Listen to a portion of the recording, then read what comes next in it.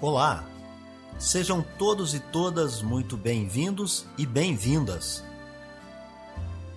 Eu sou Beto Ramos e esse é o programa Café com Espiritismo.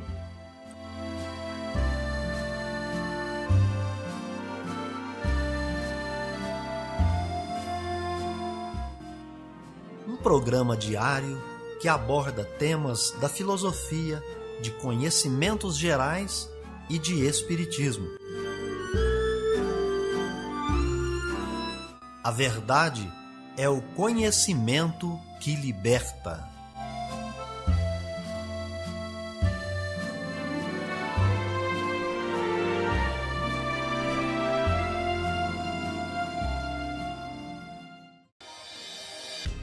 Olá pessoal, sejam todos e todas muito bem-vindos e bem-vindas. Hoje é dia 28 de julho de 2021 e está no ar Café com Espiritismo.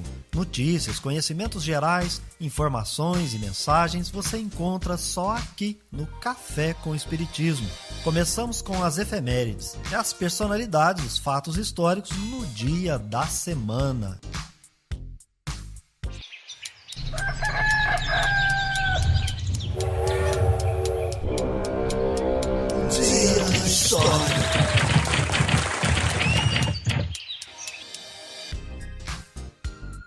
O dia 28 de julho é o Dia do Agricultor, uma data criada através do Decreto 48.630 desta mesma data do ano de 1960, ocasião em que se comemorava o aniversário de 100 anos da fundação do Ministério da Agricultura.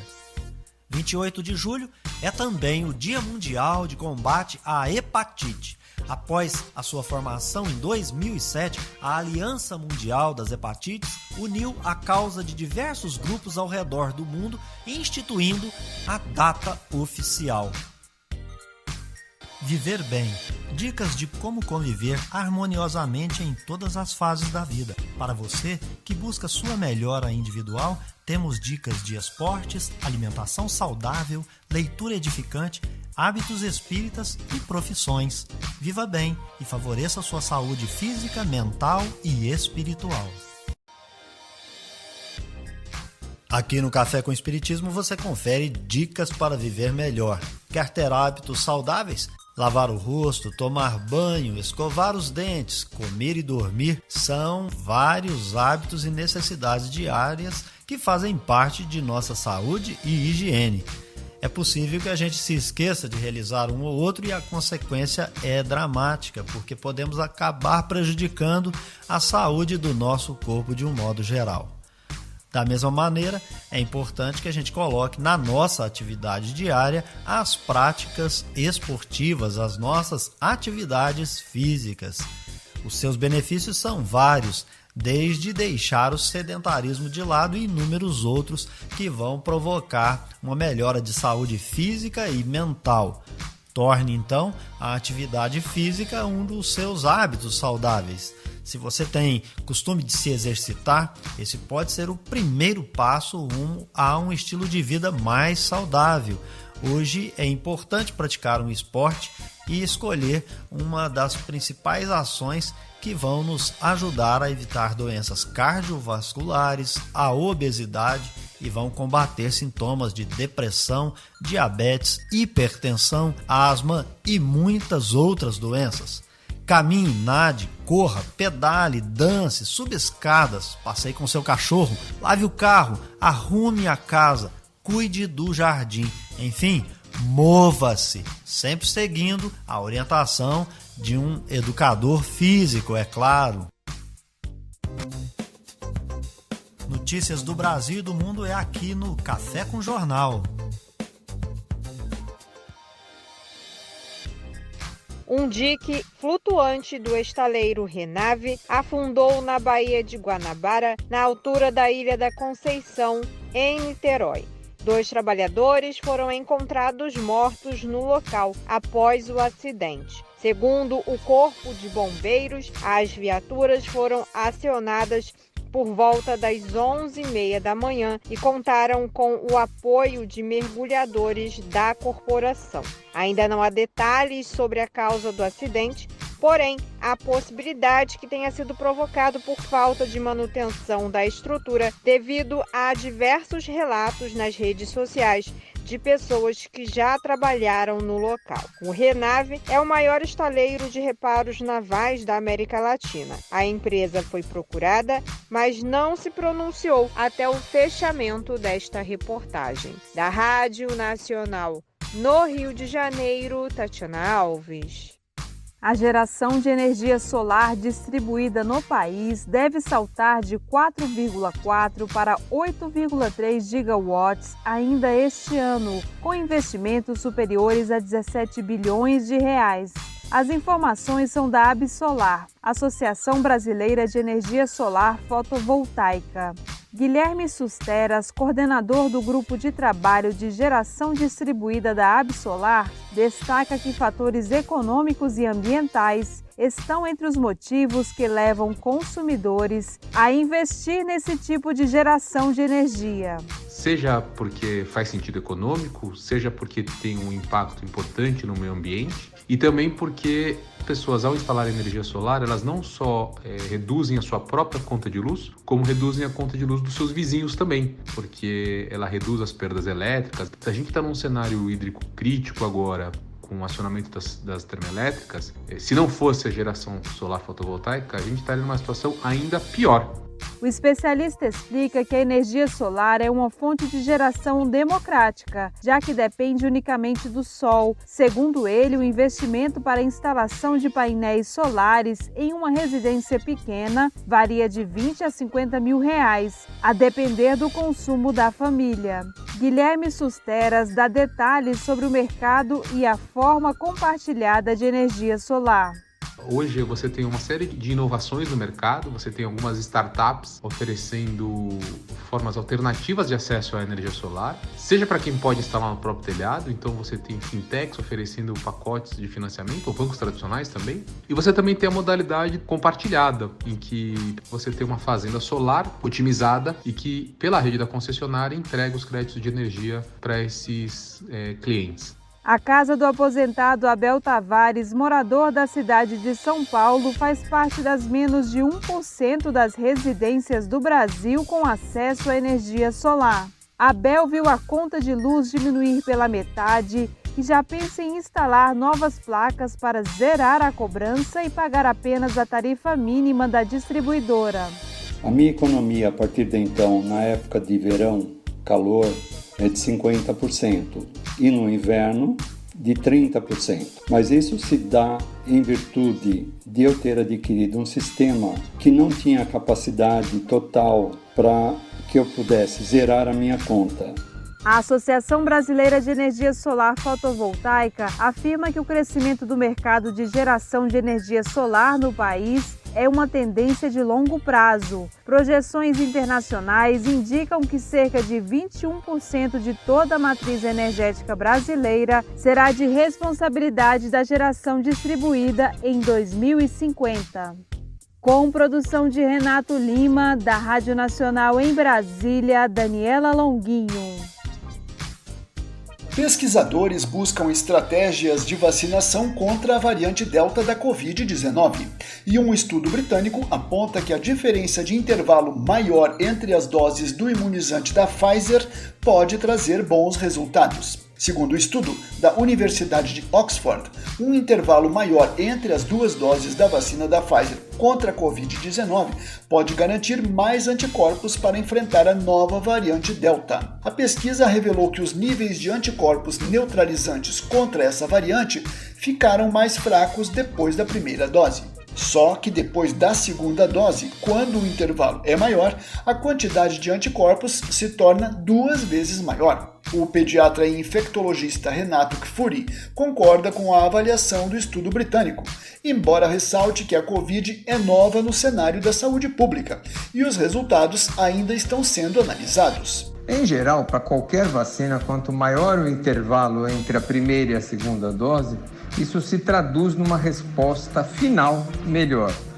Como as vacinas Covid foram estudadas num esquema emergencial, com intervalos muito curtos, não tivemos oportunidades de estudá-las em intervalos maiores. Pela pesquisa, o atraso da dose pode proporcionar imunidade mais duradoura, ainda que signifique uma proteção menor a curto prazo. Em dezembro do ano passado, o Reino Unido estendeu o intervalo entre as doses de vacinas para 12 semanas, que é o utilizado no Brasil. Mas atualmente o intervalo recomendado pelos britânicos é de 8 semanas. Para Renato Kfouri, no caso brasileiro, a distância entre as doses do imunizante da Pfizer está correta. No cenário que o Brasil vive, onde metade da população só tem uma dose e menos de 20% tem 2 doses, é impensável hoje nós queremos reduzir intervalos, o que significaria, neste momento, atrasar a primeira dose de muita gente. O estudo britânico destaca ainda que, além dos anticorpos neutralizantes, os vírus também são combatidos no organismo pelas chamadas células T. Segundo o estudo, no intervalo maior entre as doses, essas células são apoiadas pelas células T ajudantes, que fortalecem a memória imunológica. Da Rádio Nacional, em Brasília, Leandro Martins. Amor à sabedoria. Está no ar o Filosofando. Pragmatismo e a semiótica. Não existem verdades supremas que a filosofia possa estabelecer sobre a natureza ou realidade. As ideias individuais sempre devem ser testadas para verificar os efeitos que produzem. Era esse o pensamento de C.S. Peirce, pragmatista mais importante. Ele preparou o terreno para a filosofia do século XX. Não foi membro integrante de sociedade. Não publicou nenhum livro e viveu recluso na maior parte da vida. Além de tudo, morreu na pobreza. Quando jovem, foi físico prático e fez importantes descobertas no domínio da geofísica. Contribuiu com a lógica formal e com a filosofia da ciência. Ele dizia que era um falibilista, pois admitia que todo conhecimento científico que o ser humano pode gerar é sempre provisório. Sua noção antecipa o falsificacionismo de Karl Popper. Pode-se afirmar que ele praticamente inventou a semiótica, teoria dos sinais ou signos, uma disciplina crucial para o desenvolvimento do estruturalismo e do pós-modernismo do século XX. Peirce classificava os signos como naturais, icônicos ou convencionais. Os signos naturais são, por exemplo, nuvens, que significam chuvas. Manchas vermelhas significam sarampo. Os signos icônicos é quando o signo se parece com o significado que ele tem, como, por exemplo, a imagem de ervilhas em um pacote de ervilhas congeladas. Os signos convencionais, para Peirce, é quando o significado é simplesmente inventado, resultado de algo combinado ou o que chamamos de uma convenção. Por exemplo, a cor vermelha, que significa, nas sociedades ocidentais, perigo. Peirce chamou esses sinais de signos ou símbolos. Esses símbolos podem ser os mais estranhos possíveis, porque são constituídos unicamente pelo fato de serem usados ou entendidos como tais. As palavras e a linguagem são construídas a partir desses símbolos. Signos naturais e icônicos, em geral, apontam a presença daquilo a que se referem. Mas os símbolos como palavras raramente fazem isso. Lendo a palavra elefante em qualquer livro, nós não vamos inferir que o elefante esteja dentro da nossa casa. Peirce chegou muito perto do fato de que as palavras são o que chamamos símbolos arbitrários, no sentido de aleatórios, que de alguma forma geram significado. As ramificações dessas descobertas foram muito importantes para a filosofia. Café com Espiritismo. É hora da mensagem espírita.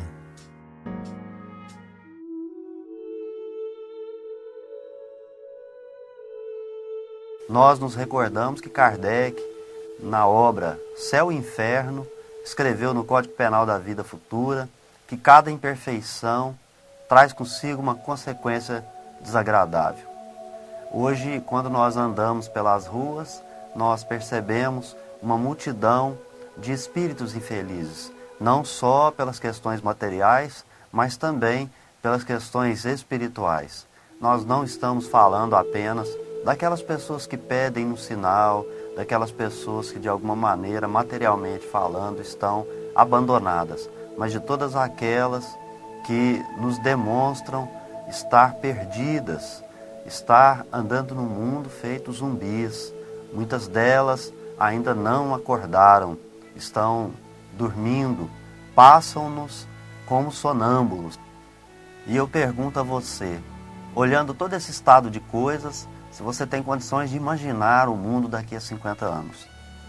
E é por isso que de tempos em tempos há que haver sim os expurgos, porque quando nós percebemos uma epidemia, pessoas com doenças extremas, contagiosas, elas vão sendo levadas para isolamentos. E assim o universo também busca separar esses espíritos inferiores, porque tiveram toda a oportunidade, mas junto daquela população a qual vive, não aproveita essa oportunidade. Na carta de Paulo aos Romanos, no capítulo 8, no versículo 13, o apóstolo disse: porque se viverdes conforme a carne, morrereis. Nos parece, viver como a carne é dar vazão aos impulsos inferiores. E quando eu dou vazão aos meus impulsos inferiores, eu vou agir como se fosse uma criancinha, aquela mimada que não pode ouvir não. E com isso, estamos vivendo uma infância espiritual.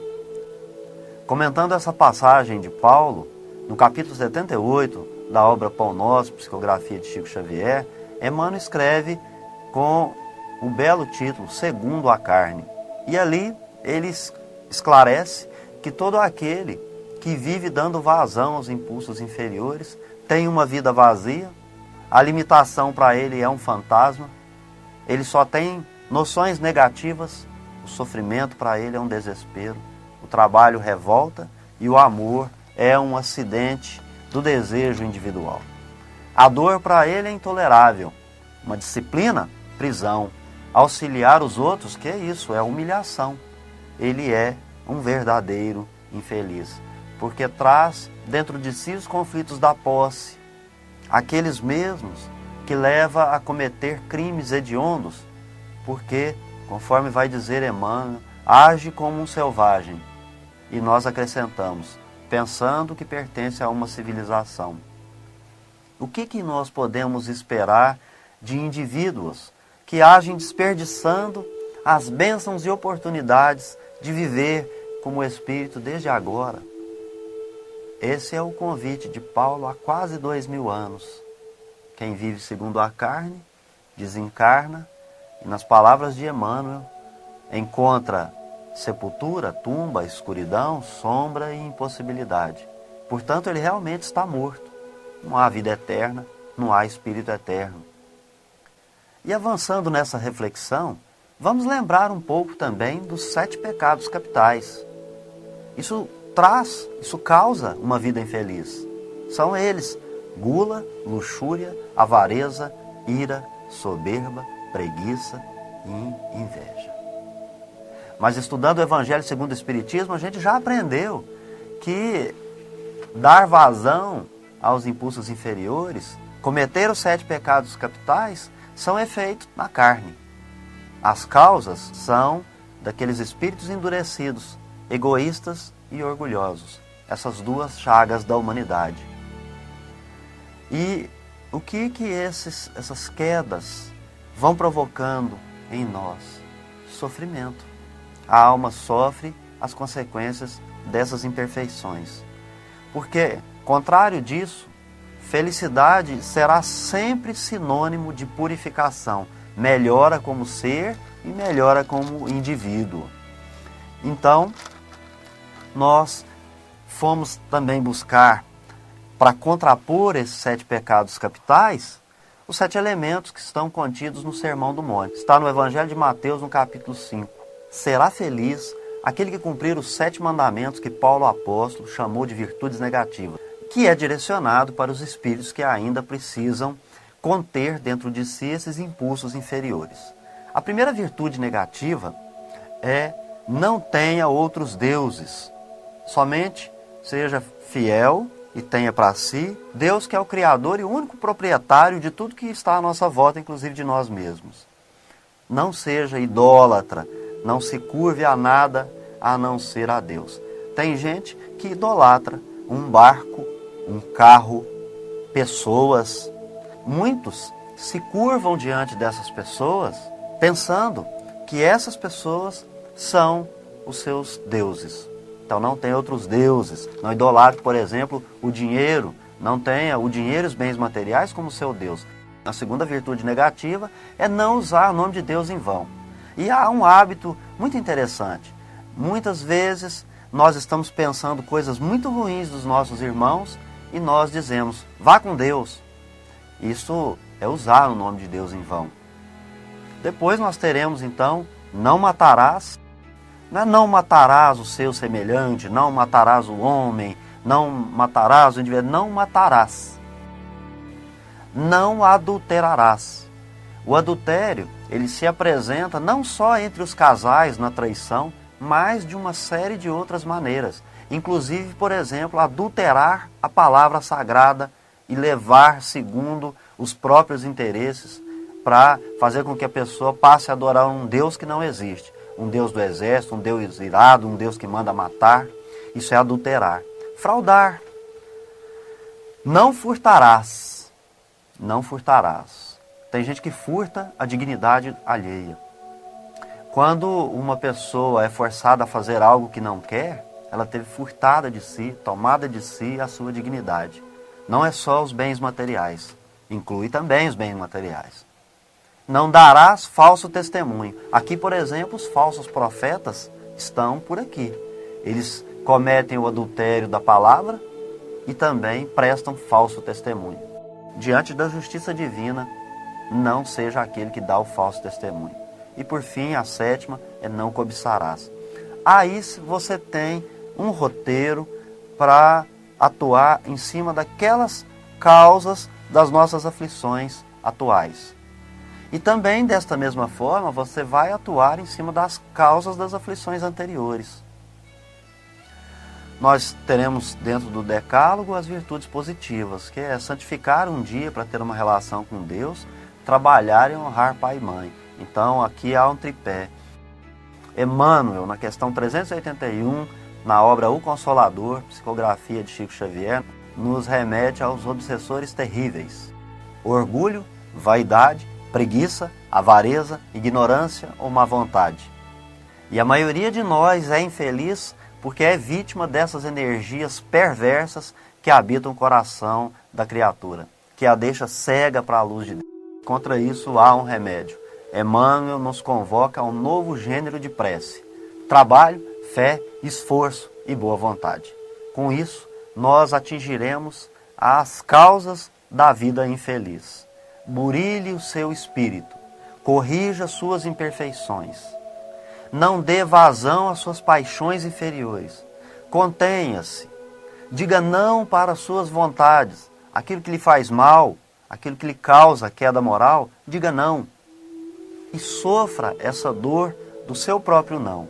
Mas seja você o artífice do seu próprio destino, para que não haja, como foi dito nas Escrituras, choros e ranger de dentes, e ser levado para longe daqueles que você ama, perdendo a oportunidade da autocorreção, do burilamento próprio, dessa grande oportunidade que Deus nos dá de não morrer segundo a carne, porque o Espírito é eterno.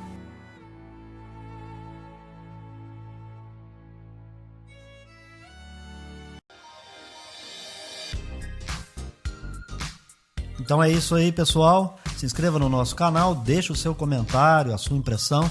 Um abraço, até o próximo Café com Espiritismo. Tchau! Este foi o nosso programa Café com Espiritismo. um oferecimento de Instituto Revelare. Se inscreva em nosso canal, acione o sino das notificações e se torne membro para apoiar os projetos. Nós nos encontramos no próximo episódio.